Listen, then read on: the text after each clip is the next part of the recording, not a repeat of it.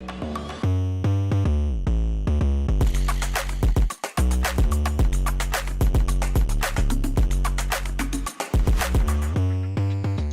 what's up guys? Dylan Johnson from Soccer Mag here, and welcome back to another episode of Mixing with the DJs.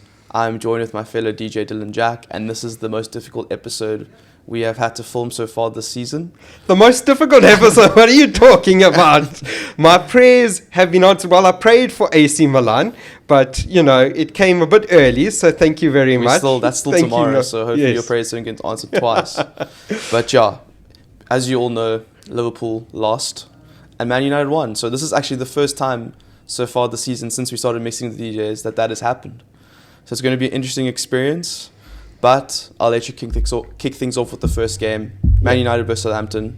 Yeah, I was spot on. A good solid 3-0. It didn't look that way in the first 20, 30 minutes. It was a very nervy start from United, obviously because they were just getting a lot of players getting back from international break, and I don't know how much work Erik ten Hag would have been able to do with the guys, but it was very much a similar performance as what we saw against Liverpool. United were struggling to progress the ball from the back. Southampton were dominating possession. United were on the back foot for a lot of those, whether willingly or not. They were on the back foot for a lot of those first 20, 30 minutes. And you're sitting there as a United fan and you're thinking, oh, sure, but yeah, we go. Because then Dalot commits the foul, there's the penalty. And if United go 1-0, then I think it becomes a much more difficult game. Because then Southampton have something to hold on to, and that's always dangerous against these struggling teams when they've actually got something to defend. Thankfully, Onana came. I thought Onana, again, fantastic. He's got his criticism, fairly or unfairly. Especially after that Liverpool game, his positioning was heavily criticised for some of Liverpool's goals. But he came up top and saved that penalty when it needed to be saved. And it wasn't the greatest strike from Southampton's number 9. But fair enough, Onana saved it nonetheless. And then United go right upfield, get themselves a corner. Beautiful cross from Bruno Fernandes to find the head of Matthijs de Ligt, gets his first United goal. Brilliant. And I thought de Ligt was probably arguably man of the match in this game. He very, very solid performance. I mean, he was heavily criticised as well during the international break. I feel like Dutch players, the standards of their media are crazy. It is. It's crazy. It is. It's mad. You can argue whether Virgil van Dijk should have also got a bit of criticism for this performance against Germany. But anyway, I digress. But it was, in the end, 3-0, you can't really argue against it. Wonderful to see Marcus Rashford getting his goal. It was the goal we've been asking Marcus Rashford to come up with. That was typical Marcus Rashford, getting the ball on the left, cutting inside, wonderful crafted shot, curved into the bottom corner of the goal. That's what we want to see more from Marcus. We want to see him breaking into the goal. We want to see him cutting back. We want to see him taking shots. And hopefully that gets his confidence up going into Crystal Palace this coming weekend. Which is a massive game. We're going to preview that later, but it's going to be a massive game. It's always tough. United have always found it tough going to Crystal Palace. So really, really happy for Marcus, because I think actually Marcus has, I've said it before, but Marcus has started the season quite well. I thought it wasn't his best performance against Liverpool, but the team wasn't great. No one played well in that game. But I thought against Fulham he was really good. Against Brighton he had his moments. And I think now he's at least got his goal now. So hopefully that gets him running. He's up and running now. I thought he played really well. A nice little cameo off the bench from Manuel Ugarte. Obviously, you can't really judge much in. But he looked like he slotted in seamlessly. He slotted in, made his tackles, got into the right areas when Southampton were trying to push for a goal back. He got into the right areas to stop them. And I think it was Garnacho's goal, if I'm not mistaken. He won the ball back on the edge of the box. And he recycled, and then there was two. I think it was Ahmad maybe or someone crossed it in. Garnacho in. Yes, so exactly. Yeah, he did exactly what he's been needed to do. Yeah, that's what he needed to do exactly. So I was quite happy to see that. Also, speaking of Ahmad, he's cheapest as he started the season so well. I'm also ready because this is a young kid who came from Italy. at a very young age, and had injury problems. Had a really struggling loan in Scotland with Rangers, didn't really get off the mark there. Went to Sunderland and just shot the lights out there. Really did really well, and he had to fight for his place a bit last season. Struggled to get a lot of regular game time last season, and this season he's just taken that right wing spot, and Anthony isn't getting much game time. Ten Hag's favourite, Anthony, is really being relegated to the bench for most of games. I think he's kind of forced, because it seemed like Ten Hag was persisting with Anthony stubbornly, as in like, this has to work, because it's almost embarrassing if it doesn't. It is, because Ten Hag was the guy. The little backstory on Anthony, United's scouts, apparently, according to some very reliable reports, rated Anthony at sort of as a 20 to 25 million pound player. That's what they rated his transfer fee at.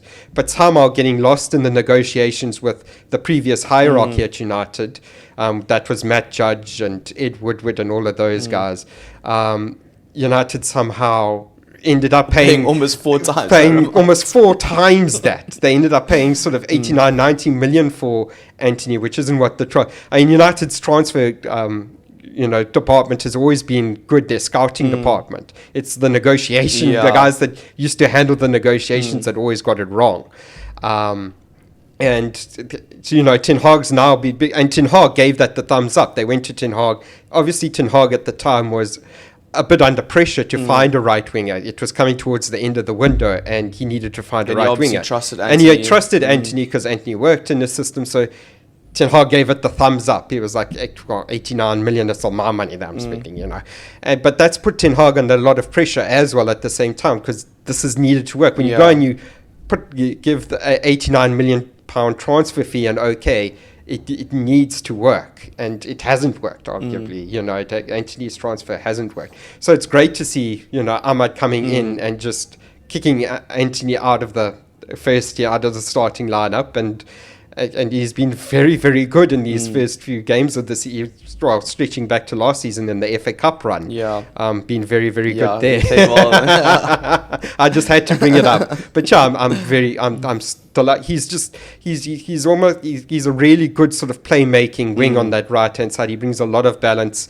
Maybe you could. I'm excited to see how this relationship with Mazraoui at right back sort of fosters, because maybe you could start looking for Mazraoui on the overlap a bit more. But I mean, that's I think United have gone into Bayern Munich, and you don't often, when you sign players from Bayern Munich, you don't often get gems. Often when Bayern Munich want to keep them, are selling players, they're selling players like that they did with Bastian Schweinsteiger when Schweinsteiger was at the end of his career and didn't have any legs left. Tony Kroos is probably the only serious fumble they've ever had. And now they've let De Ligt go, who's been very, very good at, and apparently Bayern's fans weren't very happy to see De Ligt go.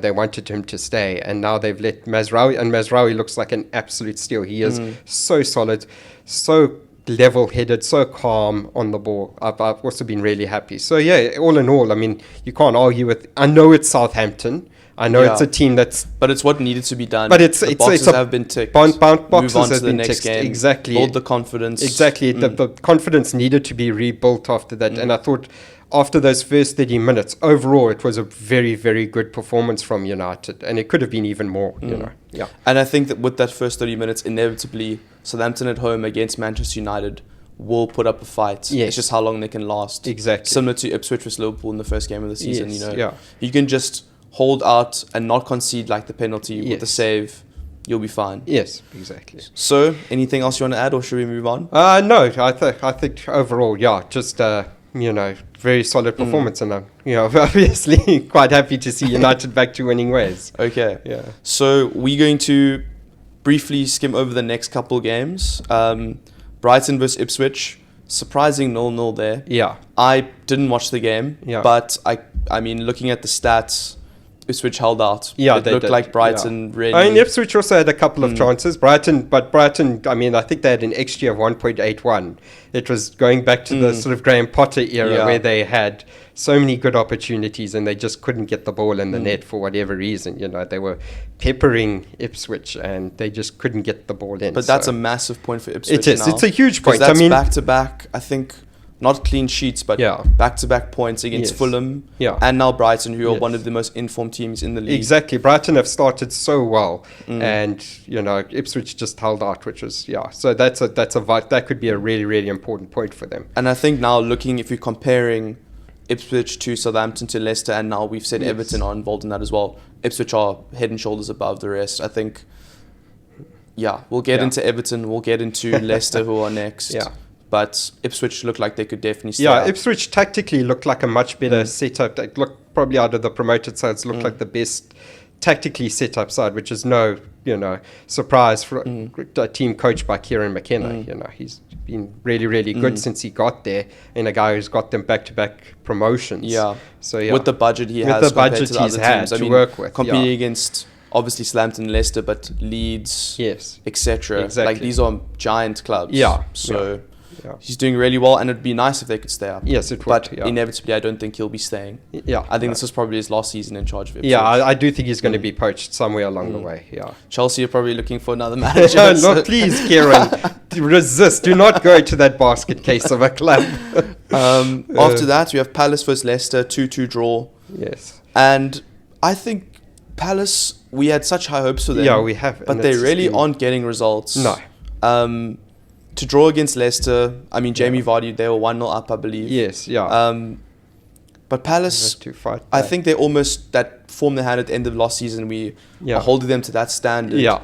But they really are not performing to that level. No. And big point for Leicester, more points dropped for Palace. I think that's pretty much summed up perfectly. I mean, we really expected a bit from Crystal Palace, maybe for them to be challenging for the top 8. Exactly. For them to get somewhere in Europe, and they've just sort of flattered to deceive this season. They've had a couple of good moments, but as a unit, they're not really performing as a team, And I think what was so key was obviously Elise, who's left now, but Eze, Mateta, that front was doing so well, but now it just seems they're not really.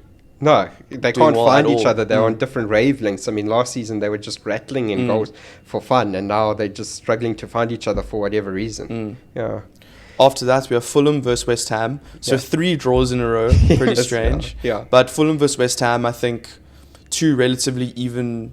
Or I think we said in the last episode when we were previewing the match that this is the kind of game that West Ham need to win if they want to prove that they've jumped a level.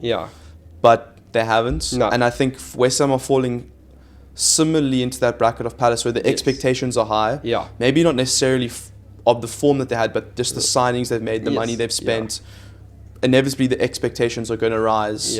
And again, they haven't really done anything at produced. They needed a sort of a late goal from Danny Ings to snatch this one. A player who they probably don't really. I think they were trying to get rid of. They were trying to offload. So and so it isn't quite working at the moment at West Ham. But obviously, that their signings that with the number of changes and squad developments that new manager, new signings, they're going to need. It's going to need time to bed in. But at the same time, when you make that many signings and you spend that kind of money, expectations are going to rise. So could we see David Moyes back at the wheel in 6 months' time? Maybe Roy Hodgson. Maybe Roy Hodgson's wife has got tired of him lurking at home again, so he might come out of retirement. Big Sam. Okay. Now. We actually don't need to do this next game. We're moving on. No, come on, take your medicine when it happens. Liverpool versus Nottingham Forest, 1-0 to Nottingham Forest. Do you have anything to say before I dig in here? Only that honestly, I was hoping AC Milan would knock Liverpool, but thank goodness it's been Nottingham. Now they're going to AC Milan under pressure, and AC Milan I think they won 4-0. They've got a good firing line there with Tammy Abraham and Christian Pulisic. So, maybe it's tough to... Is the honeymoon over, would you say? I think yes, but also no need to panic. I think that's the kind of game we saw Liverpool lose under Jurgen Klopp. Yes. Not necessarily at Anfield, but that low block, no space in behind. I think it's a combination of Liverpool tactically, Arne Slot not, being able to combat the lack of space in midfield, but also individual performances. I don't think I've seen collectively, 8 or 9 players playing as badly as they did on the same day since last season. There was a couple times, but Mo Salah he tried so hard, but he was trying too hard. Some of the passes, his decision making, Szoboszlai, that's the worst I've seen him play for Liverpool. I think in the final third he added nothing. His decision making was so bad. The passes he was choosing to make, he was doing one too many, or he was holding onto the ball for too long. McAllister, probably the best, or him and Gravenberch, but still no effective play at all. Gravenberch, I think, was probably the best of the midfield three, but he doesn't, he's not adding anything in attack. Luis Diaz didn't want to take on a player. I think Aina had his number, but it also just looked like every time Diaz got the ball, his body was facing infield, looking to pass it back. Didn't want to take on a single player for the whole game. Jota should have scored that chance from McAllister's ball in. But besides that, I don't think Sals really had to make a save, besides his own one that he let through his legs. Defensively, I don't even think you could say Liverpool defended badly, because Forest didn't have a crazy amount of chances. It's just that going forward, he was so poor. And then sloppy, and Conor Bradley comes on and he got cooked by Callum Hudson-Odoi. And then they scored the goal, and it almost just felt like as time was going on after half-time, it was inevitable. You could I could feel it. It was going to happen. They were going to have 1 or 2 shots at goal, and one was going to go in. And I think looking at the substitutes, Cody Gakpo didn't even feel like he was playing. I don't even know where he was. I actually genuinely forgot he was on the pitch. Darwin Nunez, there was no space for him to run in behind. Also, the service that the forwards got, every time Salah got the ball, he wouldn't even shoot. It was weird. Like, usually Salah shoots, but he kept passing the ball across the box to no one. Trent, another one where first half had a couple good crosses in the box, but second half it just felt like, the attack was blunt. There was nothing there. There were no options. There were no ideas. It was hoof the ball into the box, try to get a ball in behind, but there's no space in behind. Everyone go up. Oh shit, they're countering attack. I can't believe they're countering us. What's happening? This is the thing, is that I think you hit the nail on the head there, in that the goal that was conceded, Liverpool conceded these goals under Klopp because they like to hold possession with their centre-backs. They like to push up the field the longer the game goes on. And inevitably there's some sort of mistake that happens. A centre-back gives the ball. When you take that approach, inevitably some mistake is going to happen where the centre-back gives the ball away. And then you're facing a 3-on-2 counter-attack sort of thing. And that's exactly what happened with Nottingham's goal. Elanga gets the ball, wonderful cross-field pass to Hudson-Odoi. That cut the defence. That was perfect. That was inch perfect to cut. And Hudson-Odoi, he wants Conor Bradley in that space. He wants him in that space. He wants him one-on-one. Beats Conor Bradley. Hudson-Odoi struggled a bit over the past couple, but he still has that ability. He's still that talented guy. Cuts in, and that finish was just spectacular. Alisson just had no chance. So. I think also Alisson didn't have much to do. No, he didn't. There were a couple of there were a couple of warning shots fired to Liverpool where Nottingham had the ball. I think Elanga had a shot from the right that just went over the bar. So there were a couple of warnings, and Liverpool didn't really heed those, and then never. And I think just going back to the substitutions, I don't know. Keeping Trent on, I can understand he's your most creative player. But taking McAllister off, who's your probably second most creative player, moving Trent into midfield, bringing Conor Bradley on, who's more defensively secure. But then ends up being the weak spot. But if you're looking for a goal, bringing on Curtis Jones and Kostas Tsimikas, even like I said, Gakpo didn't really do anything. Darwin Nunez didn't do anything. None of the forwards actually, I think, did anything at all. I just don't really get. I didn't want him to take Trent off, but I don't get the moving Trent into midfield and taking McAllister off. I think Szoboszlai played badly enough that he should have maybe been taken off. Maybe if you're going to move Trent into midfield, move him into that spot. Move him into he's getting on the ball around the edge of the box. in the more central area, leave Yes. McAllister on. Yes. Yeah, it's just an interesting one. I think, we're going to learn a lot more about Liverpool now over Yeah. the next week or so, next Yes. 2 weeks, Yeah. to see how they actually combat that, because Yeah. that's the blueprint now, how to stop Liverpool. It's that Yeah. sit deep and wait for them to almost not panic, Yeah. but overcommit, and then Yes. strike them. Yes. So, Yeah. which isn't a new blueprint. No, it's That's not, literally was yeah. Klopp's biggest weakness Yes. as a Liverpool manager, unable Exactly, to yeah. break down low blocks. Yes, yeah. And that's So- the thing, is that as much as Slot has inherited the strengths of Klopp's side, he's also inherited the weaknesses, and he hasn't really been able to fix those weaknesses because he didn't get any signings Yeah, in the exactly. transfer window. So, Liverpool are essentially the same team, and that's why they can go and beat United 3-0, because that's what Klopp's Liverpool did. They beat United 7-0, Yeah. but then they can go and lose to a Nottingham Forest, because that's what Klopp's Liverpool did. Yeah, exactly. And I think that's a interesting point to make, because we also can't, inevitably the social media Yes. is like, oh, no, Slot's terrible, get him Yes, out, get him out, get him out. It's like, guys, Yeah, if you're expecting Liverpool to win the title this season, yeah. no, No. it's just not going to happen. I think trust the process. I think we've seen enough positive things to know that, we can have a good season, but we're not going to go invincible. No. We're going Yeah. to lose at some point. Yes. It's just disappointing that it was against Forest at Anfield. Yes. But I think I'm just interested to see how we respond. Yes, Like you this said, this is now, as suggested, this is the honeymoon period over. This is now work has to start for Arne Exactly, Slot. exactly. It's easy enough to go and decode what Erik ten Hag's just trying to do at United. I mean, but now you're facing a defeat. Now. and I think it's also one of those things where we knew how Nottingham Forest were Yes. going to play. Yes. But breaking down the low block is Yes. difficult. It is genuinely, and Ten Hag's found that at United. When you're the favourite team, when you're playing at home, when you're on the front foot, and a team comes and sits 11 players behind the ball and wants to counterattack, it's genuinely difficult to break those low blocks down, no matter who you have on the pitch. That's why teams use a low block, because it works. Exactly. Yeah. And I think looking at Liverpool's answers to it, we don't have someone like Haaland who's 6'5". No.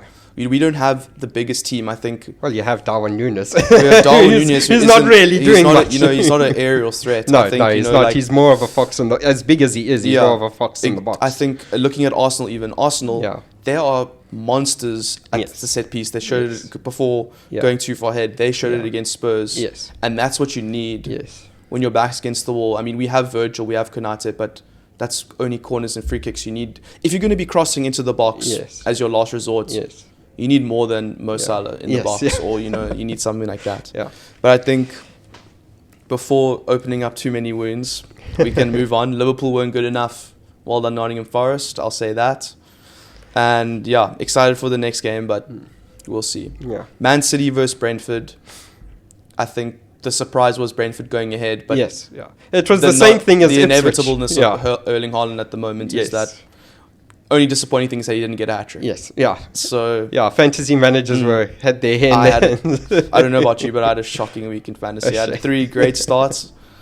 Yeah. And the Liverpool guys let me down badly. I'm not going to lie. That 4-point captain for Mo Salah really stings. But I think for this game, another one where no shocks. No. The only shock was that City conceded in 30 seconds, as they did. They don't, But then again, you poke the bear, and City just wake up and they just come at you.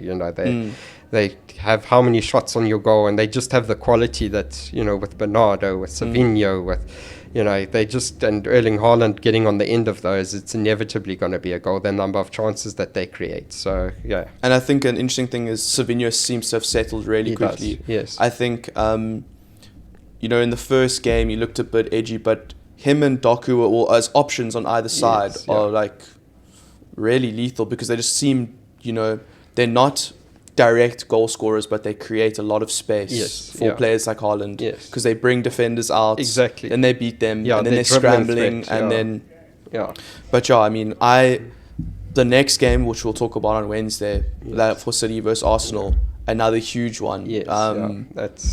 But City keep going, and they're still undefeated, and I think they've only conceded 2 or 3 goals. So they just keep going.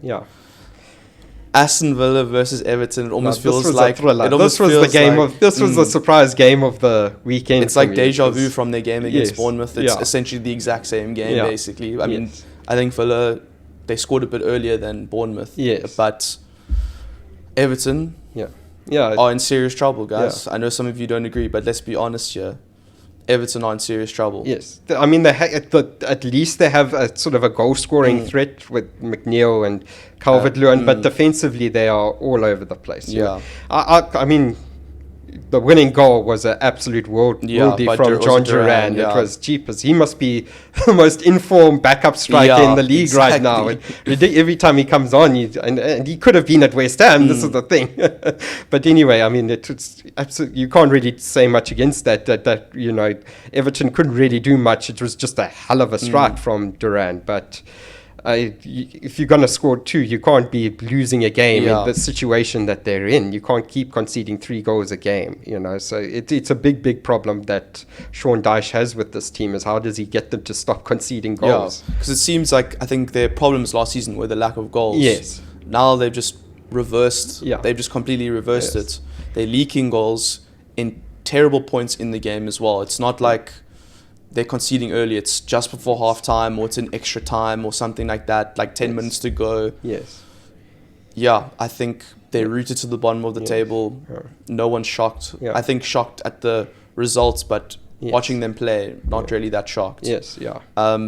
It's going to be a long season for them if something is. doesn't change soon. Yes, yeah. Yeah, they're in that relegation conversation for sure. I think in the first week we could have said maybe it's Everton, they'll bounce back, but 4 weeks in a row, 4 weeks now. doesn't seem like there's much No. improvement. No, they are in trouble. They're in big trouble. I think as I said, at least Ipswich have a sort of tactical blueprint, but Everton are getting goals, but they don't know how to set themselves up to defend that lead. So, you know, it's a big problem for And them. a 2-goal lead. Yes. I mean, against Villa, you can say Villa are a much better side. Yes, yeah. But against Bournemouth, 3 3 goals in extra time is unforgivable. Yeah, It's it's comical. It's a Yes, joke. yeah. But yeah, well done to Aston Villa. Yeah. But sorry, Everton, you guys suck. Bournemouth versus Chelsea. Yeah, straightforward win. Well, I mean, relatively. Jadon Sancho getting his first assist. I mean, it'll be interesting to see how things go there for him. Great start for him, though. Yeah. I mean, this is the thing, is how he settles, and we'll have to see, because this is a long-term thing. He also had a good start to his United, and then things eventually, fell Tailed out off. there. Yeah, so. I think Dortmund are waiting again behind the scenes, Yes, waiting for that January. Well, loan it was bid. funny because Dortmund spent the whole of last season when he was on loan, tweeting, we love you, Jadon Sancho, black and gold, and then when it came to putting up an offer for Jadon Sancho, who was clearly on the market. We love you so much. We love you Find so success. much. You're gonna go. We're gonna let you go to London. If you love someone, let them go. Yes. And then they'll come back eventually. So I heard that quite funny. But yeah, it's going to be interesting to see how things go long term, especially with the competition that Chelsea have in that squad for that left wing. Left wing is clearly his position. That's what he wants, where he wants to play, and he wasn't going to get there for United in the form that he was in. Getting onto the bigger conversation with this, I can't really blame Ten Hag for the way he managed Sancho. He tried everything. He sent Sancho away for months to, get to sort of prepare himself physically and mentally. What manager does that for a player? Allows a player to Especially take such an expensive signing. signing. Expensive signing. You're under pressure to get the most out of this guy. You let him take a mid-season break for months and rejuvenate himself physically and mentally. It looked like things were getting a little bit better. And then at the smallest little job, I don't think Erik ten Hag said anything too critical. He just said, listen, this guy needs to sharpen up a little bit. That managers say that about players all the time. And Sancho takes that heck of a personally, and then things just fall out from there.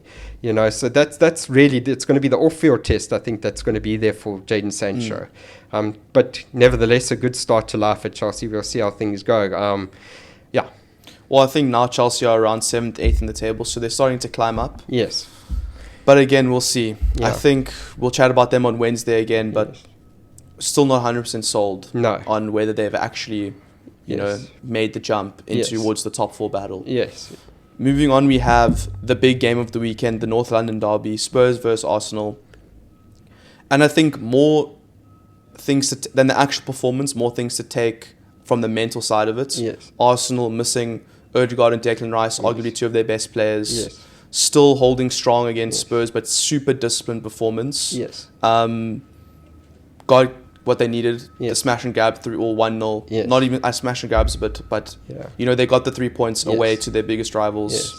They move on. Yeah. Don't need to think about it anymore. Yeah. Big test against City. It was,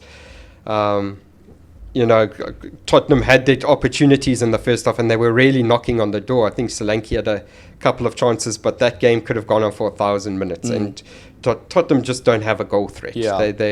Solanke works hard. He tries to hold the ball up, but he is your classic sort of championship striker. And I think it's a bit unfair to expect him.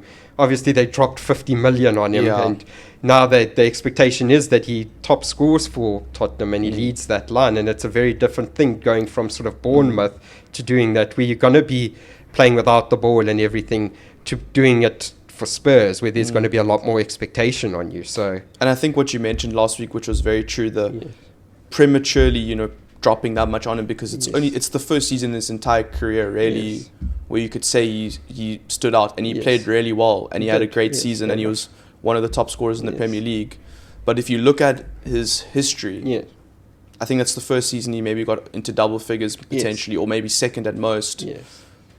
Didn't really do anything at Chelsea when he was there. Went to Liverpool, didn't really do anything, and then only at Bournemouth, where he's probably close to, he's past his mid-20s now. Yes.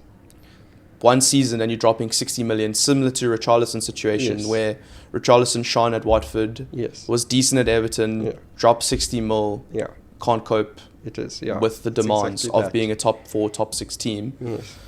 And it is, Solanke isn't a bad player, but it's too soon for that kind of pressure. Maybe if it was 25, 30 million, you can argue, integrate him into the team slowly. But he's ultimately the Harry Kane replacement. And he's not going to be Harry Kane. No, he's not. I think if he gets 10, 15 goals a season, it'll be a huge success. Yes. But Spurs don't have, there's always been Son and Kane centric, where all their goals come from. Son isn't scoring or creating. No, because So he who doesn't else have is? Kane to play off of. And- Solanke isn't Harry Kane in his approach. Exactly. Solanke isn't the guy who's going to drop deep into midfield, Long ball in put behind or long something ball like that. and put a ball through for Son to run onto. So now Son's sort of trying to work out where he should play in this new system, because he used to be the guy running beyond Kane. Now that's not happening because Solanke's holding the line high up. So it's a very different style that Tottenham are playing at the moment. And I think Brendan Johnson also, Yes. young player, Yes. hasn't really proven why he's 45, 50 million pound winger either. Yes. Exciting, but his output has never been up there. No. I think at Forest, exciting player, didn't really score too many goals. No, he was more of a guy that would get the crosses in for Exactly. Nottingham, and now he's been expected to get on the end of things, and it's not quite working either. Again, another player who played a certain role for a team and then is expected to come into a team where there's more pressure and play a very different role to the one he was playing, sort of misprofiling the player almost in a way. And then Kulusevski, who's hot and cold. Yes. Timo Werner, I think, is just, Never he's- quite done it in He was the England. perfect system player at Leipzig Yes. before he went to Chelsea, and Yes. I don't think he's played in a team that's played to his strengths No. since, but I also think he's lost a lot of confidence. Yes, Their attacking options just aren't good enough, and I think their midfield, looking at Basuma, at Matisar, at Bentancur, it's not like these guys are creating a lot. No, you know? those are guys who are going to work hard for you. Track It's back, industrious engine room. Yes. But really, they're not. It almost reminds me of the Liverpool Klopp midfield, where these Yes. are the guys that'll run, Yes. shut down the space, but they're not going to be putting No. a mad ball through for No. Son or something like that. No. There's a lot of pressure on the front three that are playing. Yes. There's no sort of Bobby Firmino in this team that's going to... Because Klopp liked Close his the hard gap, workers like Gini Wijnaldum in his midfield. And then... But at least he had sort of a number 9, a false connector. 9, a connector in that team that could get the ball through for a Salah, So... So I think we'll see. Great win from Arsenal's It is. It's perspective. a huge the win. perfect Yes. win. Yeah. Spurs, again, I think I know it's too early to say, but I think they're 14th or 15th now. Yes. And I think that's sort of 7 losses in 9 games or something like similar to that for going back to last season for Postecoglou. So he's also, I think, under a little bit of pressure now. And also going back to Maddison hasn't been the same. No. But again, that's because he's asked to play a sort of a deeper role in this Tottenham midfield. He shone at Leicester when he was sort of the connector, ironically. Even the Jamie first Vardy. 6 months of last season before he got injured. Yes. But now it's almost the expectation is for him to get a goal or an assist every game. Yeah. With no help. Yes. And yeah, it'll be an interesting season for Spurs because I don't think Ant should get fired, but I could see Daniel Levy, as ruthless as he is, in December if they're in, say, outside the top 8. Yes. There could be some super harsh decisions made. Yeah. Not that I think you should go, but inevitably, Spurs like rebuilding. They are, and just from an Arsenal perspective, as you say, big 3 points. They had to grit it out a little bit. This showed more of their gritty character than the flashy stuff that they've produced previously. But that's what titles. I mean, Gabriel and Saliba play together so much now. They know each other. Gabriel's always a threat from set pieces. Showed it again. They got the goal. And from there, it was just a simple shutout. Almost felt like practice. Yeah, it did. Just keep them out. Yes, exactly. So, and then moving on to the final game of the weekend, Wolves versus Newcastle. Yeah. Another good away win for Newcastle. Yes. I think Wolves, they'll put up a challenge, but they also haven't really been great this they'll season. probably be, again, sort of mid to lower table. I think that's maybe in a relegation scrap until maybe the last 8 or so games. Yeah, because they have good players, but they just, they're not the kind of team that's going to keep clean sheets all the time. So I think that's probably their biggest problem. And I think they're yet to keep a clean sheet this season, if I'm not mistaken. Yeah. So, again, similar to the Everton thing, where they shouldn't really be in this situation. No. But their defense is just it's non-existent. No, it is. And I mean, to be fair to them, they did lose this game to another. Similarly to Everton, it was just a wonder strike from Harvey Barnes, just walloped that. Sometimes there's just nothing you can do about those when the guy gets a little bit of space and Quatro hits it and it goes in. So, but again, when you take a 1-0 lead, they did well to take, and I thought they were good in that first half. But then Newcastle made the change. They made 3 changes at half time, brought on Harvey Barnes, and that just turned the game. So it seems like it's definitely been Wolves' the second halves this season that have been it is where they they start off games and maybe they just don't have the depth. Maybe that points to a bit of a depth issue that they don't really have the substitutes to turn to when Newcastle can bring on a sort of a Harvey Barnes to change the game up. Cool. Well, I think that's everything. Yes. Thanks for joining me. That was a review of Match Week 4. Stay tuned for our next episode where we'll be previewing Match Week 5. And laughing at Liverpool for losing to AC Milan, hopefully. Holding thumbs, please come together. I can't do this twice. This has actually been one of the most painful days of my life. Thanks for joining me, Dill. Thanks. Man City vs Arsenal next week's the big one. Stay tuned for our episode later this week. Thanks for watching. Don't forget to like, subscribe, tell us if we're wrong, how stupid we are, etc., etc. Thanks.